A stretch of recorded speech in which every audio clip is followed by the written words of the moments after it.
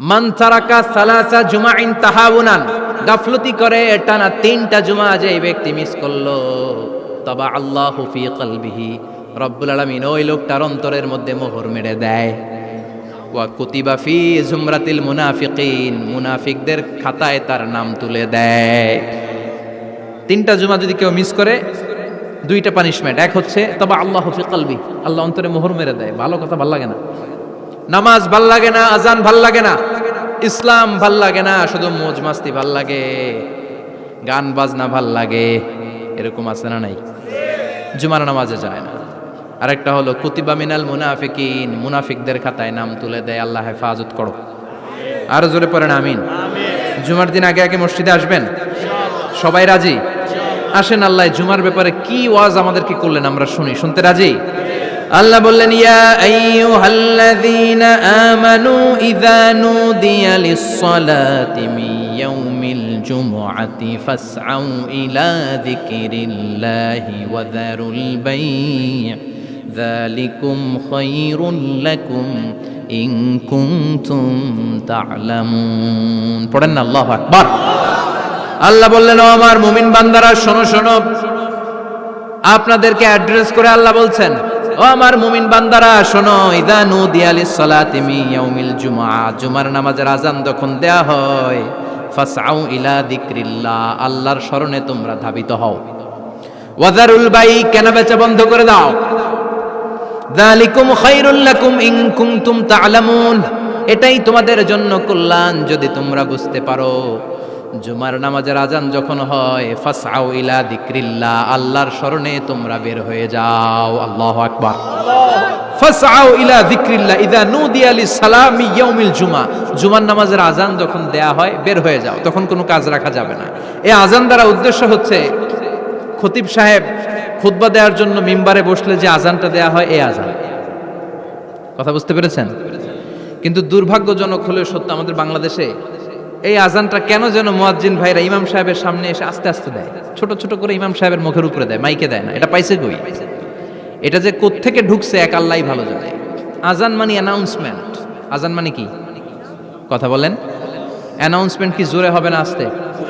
তো সব আজান মাইকে এত সাউন্ড করে, এই আজানটা ইমাম সাহেবের মুখের সামনে এসে ছোট ছোট করে কেন দেয়? এটার কোনো দলিল আছে বলে আমার জানা নাই। এই আজানটাও মাইকে হতে হবে।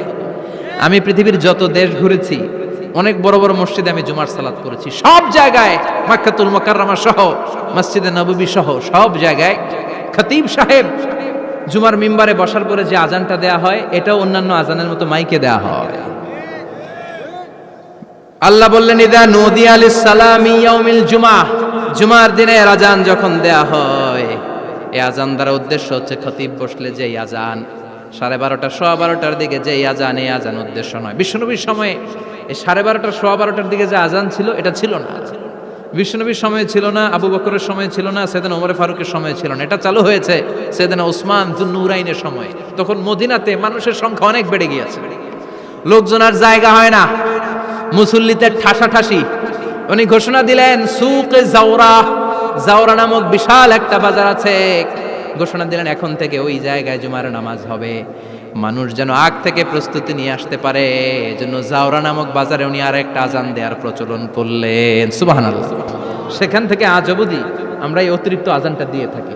এটা নবীর সুন্নাত না, এটা সাহাবীর সুন্নাত।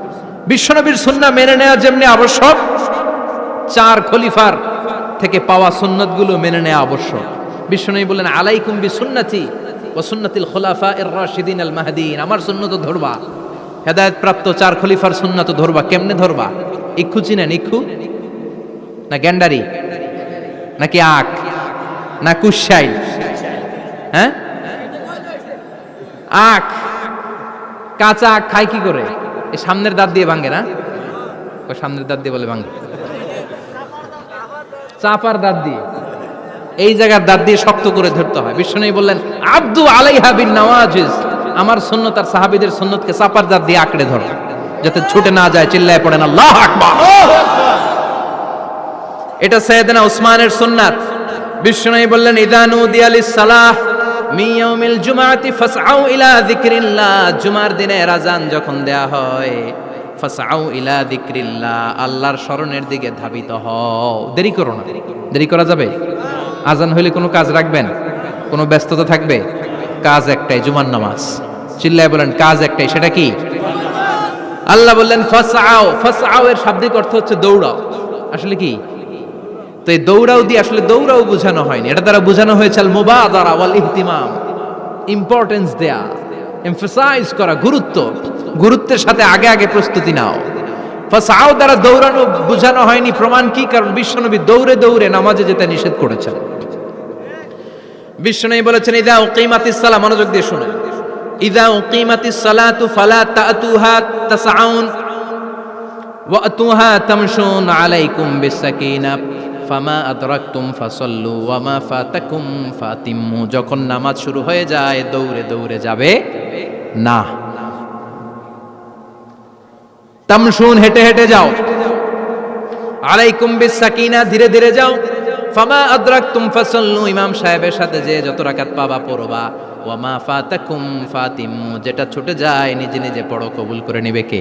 আল্লাহ। কিন্তু দৌড়ে যায় নামাজ ধরা যাবে? খবরদার, ধীরস্থির ভাবে যাবেন।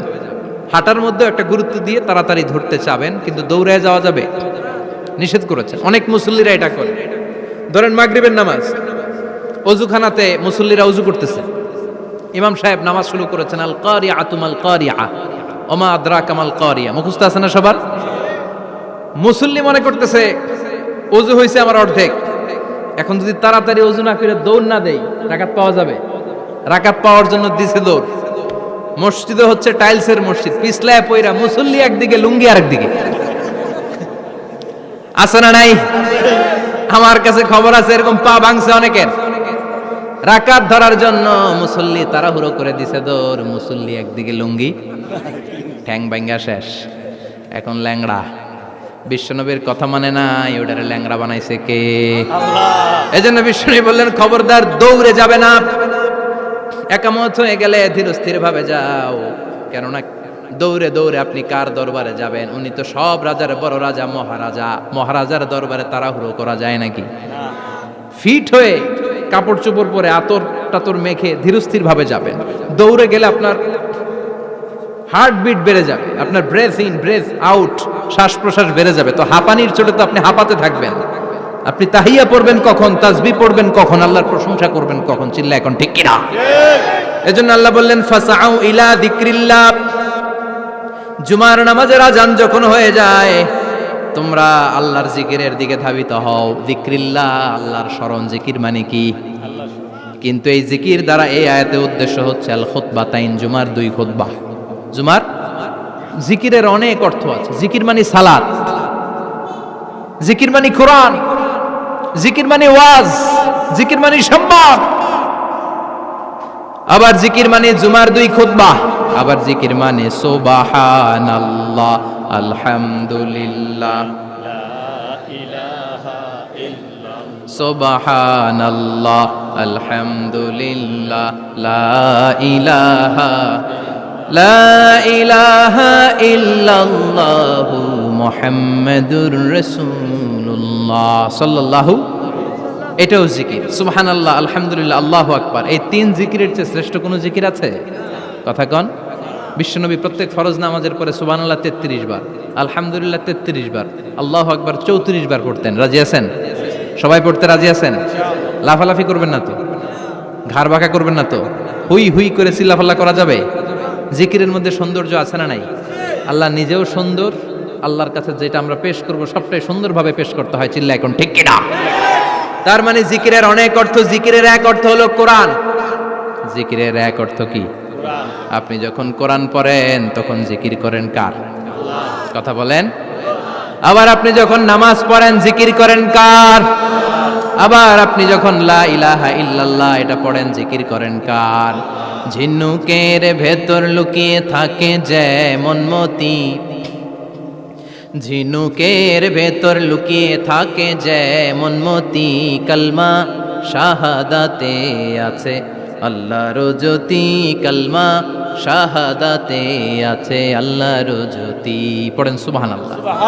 এই লা ইলাহা ইল্লাল্লাহ সবচেয়ে শ্রেষ্ঠ জিকির। সাইয়েদনা মূসা আলাইহিস সালাম আল্লাহরে বললেন, আল্লাহ আল্লিমনি যিকরান, আপনি আমার এমন একটা জিকির শিখাইয়া দেন, লা ইয়ালামুহা ইল্লা আনতা ওয়া আনা, যে জিকিরটার শব্দ আপনি আর আমি ছাড়া কেউ জানবে না। অদ্ভুত অদ্ভুত প্রশ্ন সব আপনি মুসা আলাইহিস সালামের মাথা থেকে পাবেন।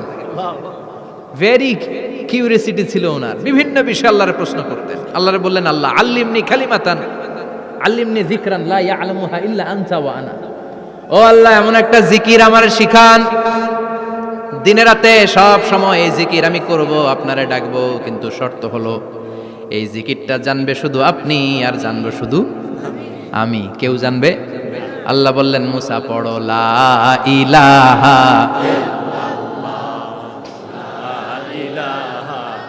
লা ইলাহা ইল্লাল্লাহু মুহাম্মাদুর রাসূলুল্লাহ সাল্লাল্লাহু। আল্লাহ বললেন, মুসা পড়ো লা ইলাহা ইল্লাল্লাহ। মুসা আলাইহিস সালাম কয়, মাবুদ এটা তো জাতীয় জিকির, সবাই জানে। জানে না, জানে না লা ইলাহা ইল্লাল্লাহ এমন কেউ আছে? কথা কন, জানেন না আপনারা? কথা বলেন, জানেন না? মুসা আলাইহিস সালাম বললেন, আল্লাহ এটা জাতীয় জিকির কইলেন কেন? আমি তো চাইছি এক্সট্রা অর্ডিনারি, অসাধারণ একটা জিকির, সুপারক্যালিফ্রাজিলিস্টিক এক্সপিয়ালিডোসাস, এক্সেলেন্ট একটা জিকির, আনপ্যারালাল, কারো কাছে নাই, শুধু আমি জানবো আর আমি পড়বো।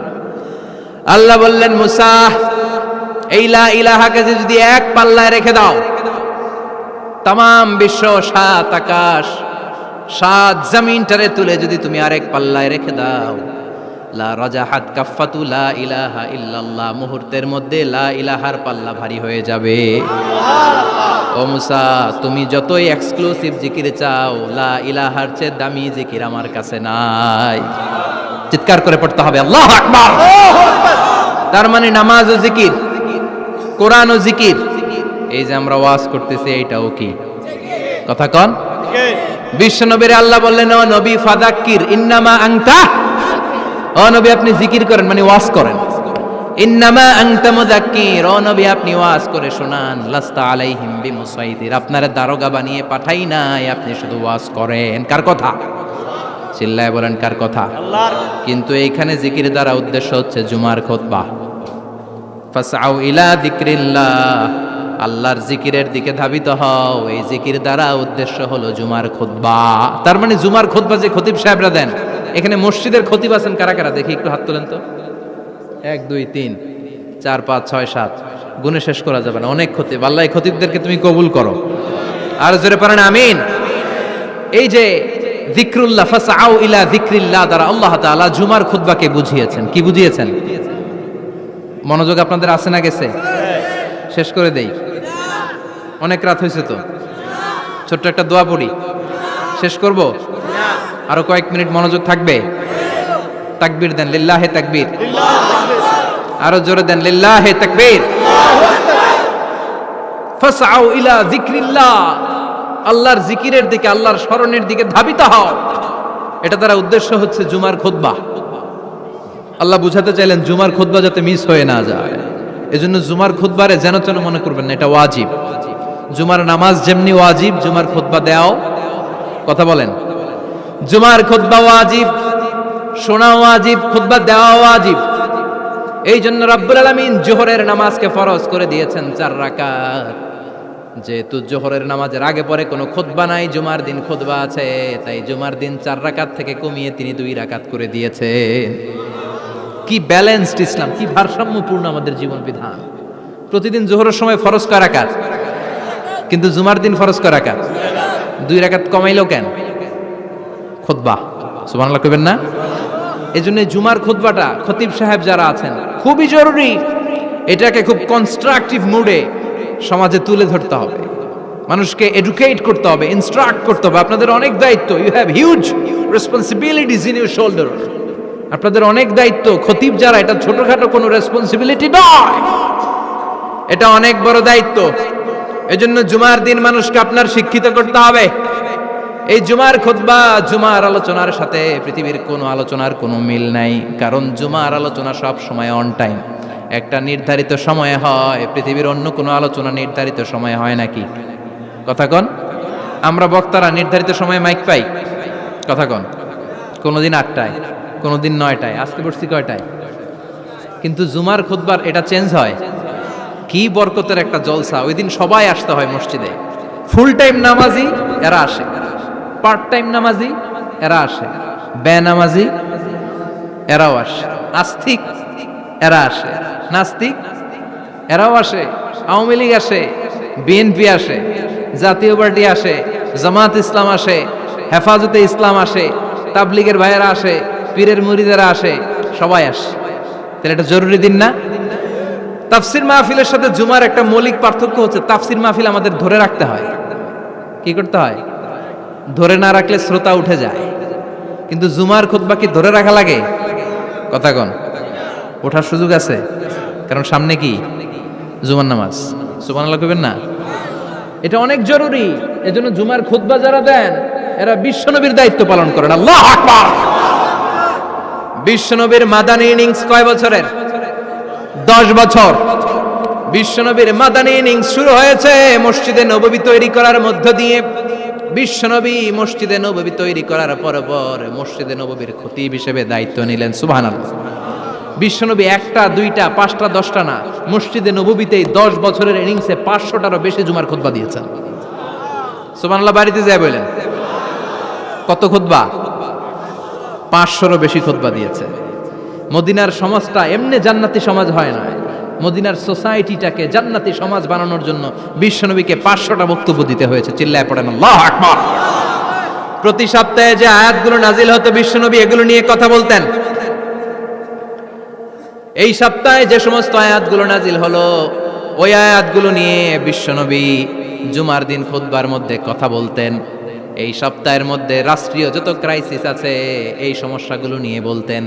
এই সপ্তাহে সমাজের মধ্যে বড় বড় যত ঘটনাগুলো ঘটে গেল এগুলো নিয়ে বিশ্বনবী জুমার দিন কথা বলতেন। সুবহানাল্লাহ।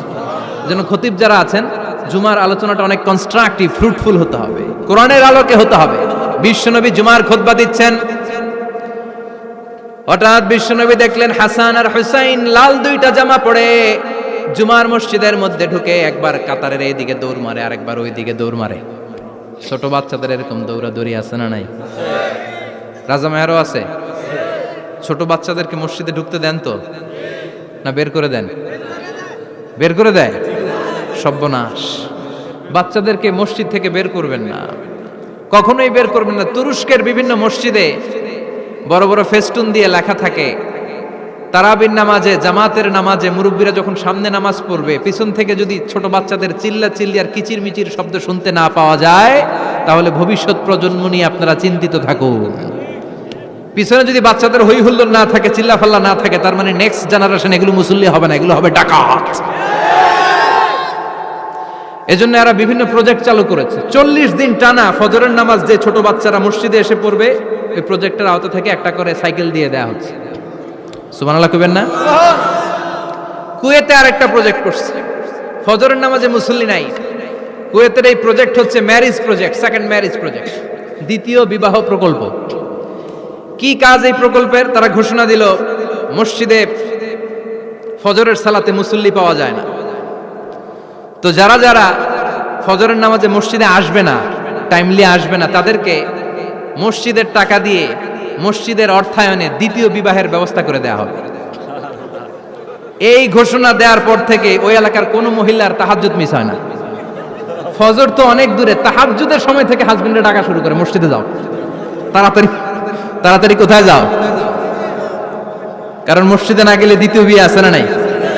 সুবহানাল্লাহ কইবেন না? What a project, what a project, কত চমৎকার প্রজেক্ট। এই প্রজেক্টগুলো নেওয়ার দরকার আছে না নাই? এজন্য ছোট বাচ্চাদেরকে মসজিদ থেকে তাড়িয়ে দেওয়া যাবে, এদেরকেও নিয়ে যান।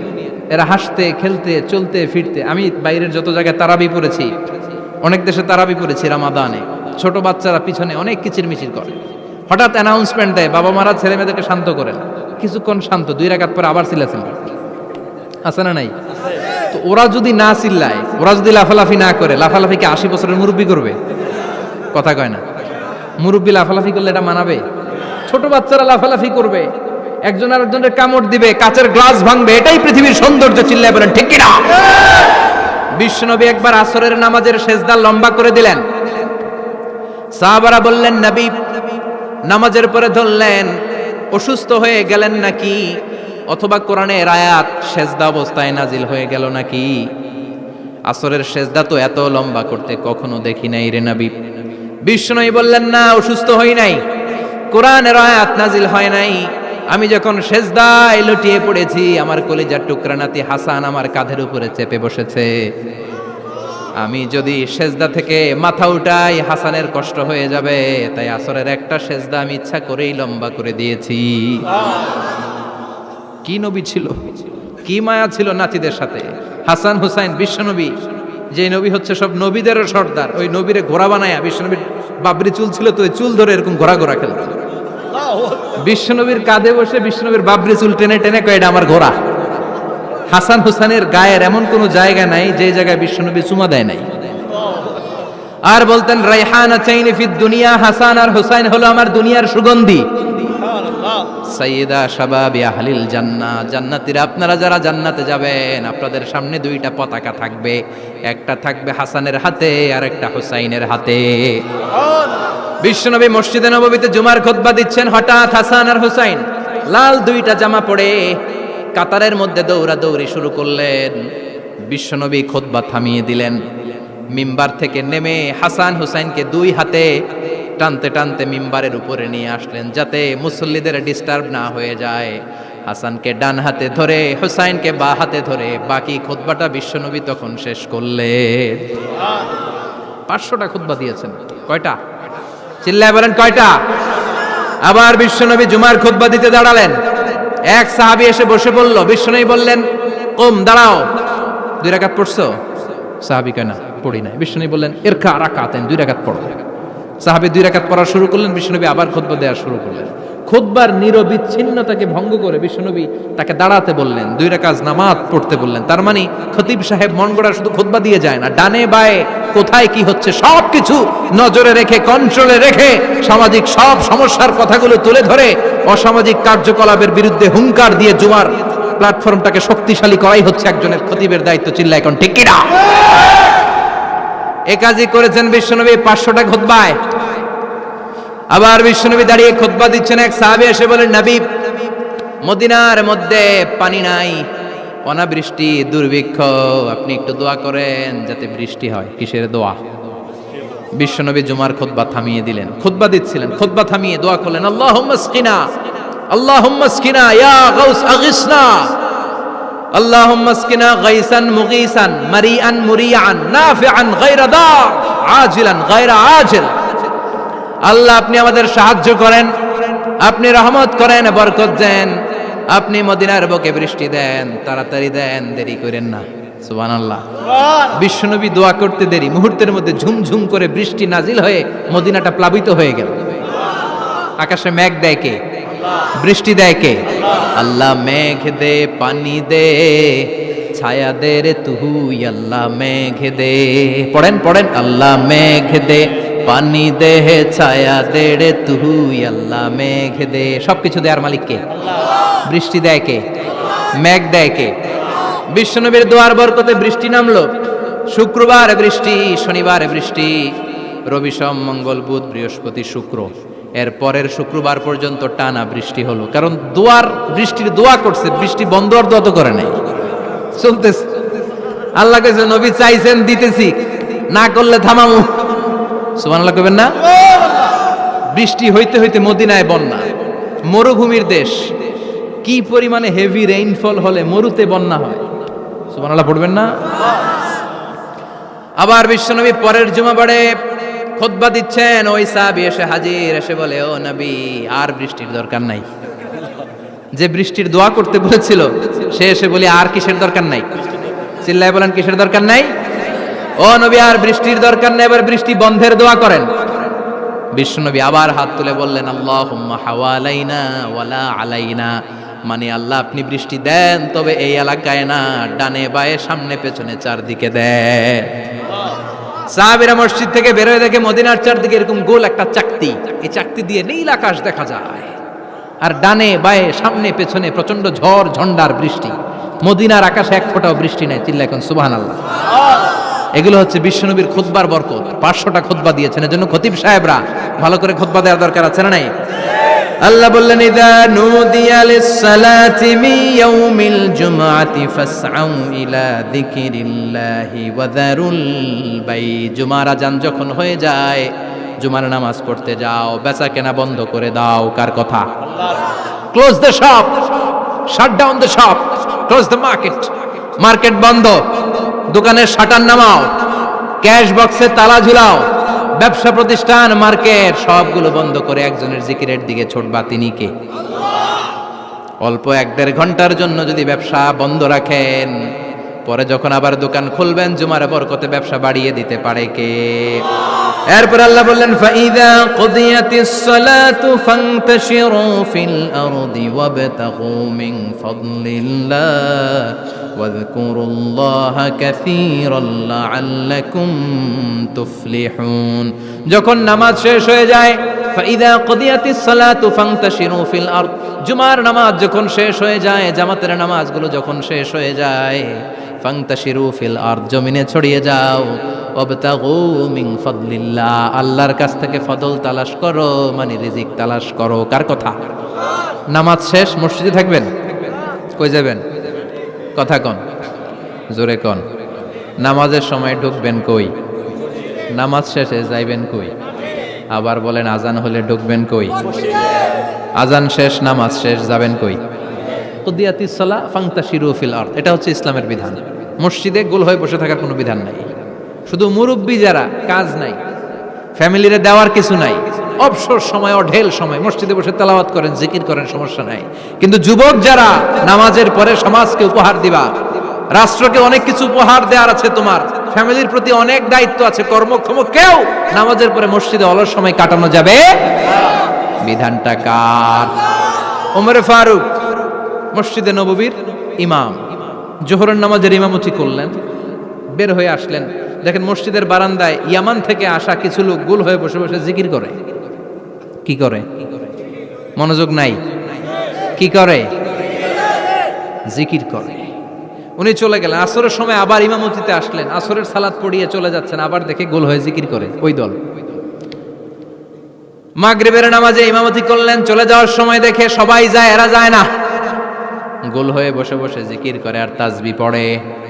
এবার ওমরে ফারুক বললেন আসসালামু আলাইকুম। সবাই বলে ওয়ালাইকুম আসসালাম। মান আনতুম, তোমরা কারা? কয় নাহনু আল মুতাওয়াক্কিলুনা আলাল্লাহ, আমরা আল্লাহর উপর তাওয়াক্কুল করছি। তো তাওয়াক্কুল করে যে বসে আছো, তোমাদের ফ্যামিলি নাই, ছেলে মেয়ে নাই, দায় দায়িত্ব নাই, সমাজকে উপহার দেওয়ার মতো কিছু নাই, আর তোমরা যে বসে আছো 3টা বেলা, খাইলা কোত্থেকে? না রোজা দাও। ইয়ামানি লোকগুলো বলে না রোজা রাখি নাই, খাইছি। ওমর বলল বড় আল্লাহর ওলি খানা করতে আইছে। আমাদের জিকির আর বুজুর্গি দেখে আশেপাশের লোকজন খানা দিয়া গেছে। ওমরে ফারুক বলে তাইলে তো তোমরা মিথ্যাবাদী, তোমরা মুতাওয়াক্কিলুনা আলাল্লাহ নও, তোমরা আল্লাহর উপর তাওয়াক্কুল করনি, তোমরা হচ্ছে আল মুতাওয়াক্কিলুনা বা'দুকুম বা'দা, একে অপরের উপর নির্ভরশীল। যারা খানা দিয়ে যায় এদের উপর তোমরা নির্ভরশীল। তোমরা জিকির করার তাকায় থাকো, বাটি আসে কোন দিক দিয়া? খাবারের প্লেট আসে কোন দিক দিয়া? জোরে কোন ঠিক কিনা? আল্লাহর উপর তাওয়াক্কুল এটা নয়। আনতুমুল মুতাওয়াক্কিলুন বা'দুকুম বা'দা, এখনই মসজিদ থেকে বের হয়ে যাও। এরপরে কোনদিন নামাজের পর গোল হয়ে বসে থাকতে দেখলে পিটায়া মসজিদ থেকে তাড়াবো। এটা হচ্ছে ইসলামের বিধান। চিল্লা এখন ঠিক কিনা? ফান্তাশিরু ফিল আরদ। নামাজের পরে কৃষক চলে যাবে মাঠে, ব্যবসায়ী চলে যাবে শপিং মলে, মেম্বার অব দ্য পার্লামেন্ট চলে যাবে সংসদে, সেনা সদস্যরা ঢুকে যাবে ক্যান্টনমেন্টে। চিল্লা এখন ঠিক কিনা? যার যেইখানে দায়িত্ব পালন করার জন্য ছোট, মসজিদে বসে থাকা যাবে? কোন যুবক মানুষ, কর্মক্ষম মানুষ নামাজের পরে মসজিদে বসে বসে জিকির করা যাবে? নামাজে সবচেয়ে বড় জিকির, কামাই করা লাগবে না? মেয়ে কোথায় গেল, ছেলে কোথায় গেল, ফ্যামিলির খোঁজ খবর নেওয়ার দরকার আছে না নাই? চিল্লায় বলেন আছে না নাই? এরপর আল্লাহ বললেন ওয়াইদা রাআউ তিজারাতান আও লাহওয়ান ফাদ্দু ইলাইহা ওয়া তারাকুকা কাইমা। ও নবী, সাহাবারা কাফেলার পণ্যের লোভে, কাফেলার পণ্য এসেছে মদিনায় শুনে আপনাদের জুমার মিম্বারের মধ্যে দাঁড় করিয়ে রেখে সবাই চলে যায়। এটা ঠিক করে নাই। আমার কাছে এমন রিজিক আছে যেটা কখনো ফুরাবে না। ঠিক কিনা? এই আয়াতটা বুঝতে হলে 2 মিনিট খুব মনোযোগ দিয়ে কানগুলো খরগোশের মতো খাড়া করে ফেলা। খরগোশ কিন্তু খুব খাড়া কান করে শোনে, জানেন? কানগুলো খরগোশের মতো খাড়া হয়েছে। মনোযোগ আছে?